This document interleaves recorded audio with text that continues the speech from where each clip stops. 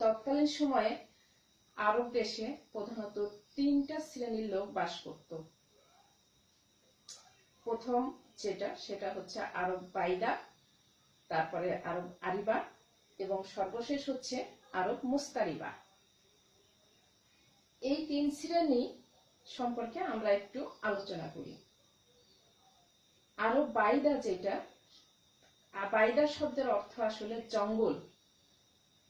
এই বাইদা শ্রেণীর লোকরা সাধারণত বেদুইন, তারা জঙ্গলে বাস করত। তাদের ভিতরে সভ্যতা খুব কম ছিল। সাধারণত তারা তাঁবুতে বাস করত এবং এই তাঁবু কিছুদিন পর পর স্থান পরিবর্তন করত। এদের ভিতরে আসলে কোনো নিয়ম কানুন সেরকম উল্লেখযোগ্য ছিল না। তবে তারা কয়েকটি পরিবার মিলে একটা বংশ তৈরি করত, এরপরে কয়েকটা বংশ মিলে আবার একটা গোত্র তৈরি করত। এই গোত্রের একজন প্রধান ছিল, তার নাম ছিল শেখ।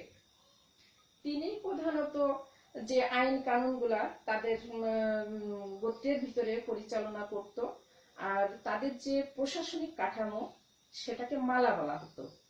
এটা লিখিত কোনো সংবিধান ছিল না, তারা নিজেদের মতো করে আইন তৈরি করত এবং সেইভাবে তারা পরিচালিত হতো।